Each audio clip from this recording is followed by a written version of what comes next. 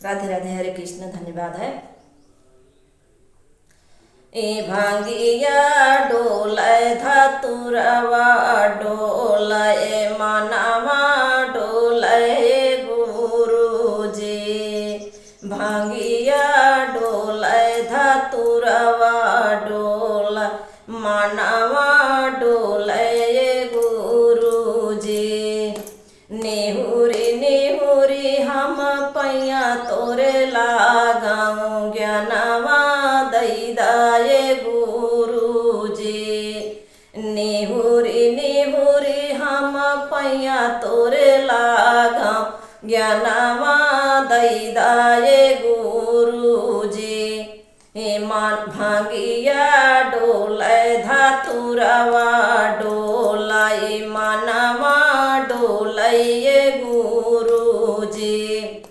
गौना के लोगवा पागल कहिले ज्ञानवा दैदाये गुरुजी।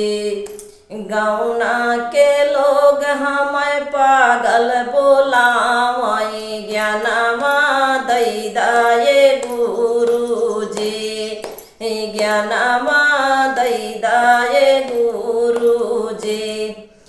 भांगिया डोलाय धतुरवा डोलाय मानवा डोलाय गुरुजी। गौना के लोगवा बाझिन बोलावै लालनवा दैदाये गुरुजी।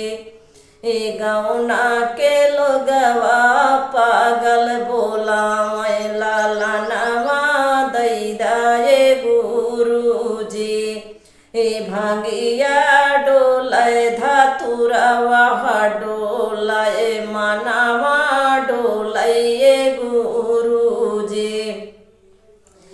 अरे गौना के लोगवा भिखरिया बोलावै धनवा दैदाये गुरुजी। गौना के लोगवा भिखरिया बोलावै धना दैदाये गुरुजी। भांगिया डोलाय धतुरवा डोलाय मानवा डोलाय गुरुजी। भांगिया डोलाय धतुरवा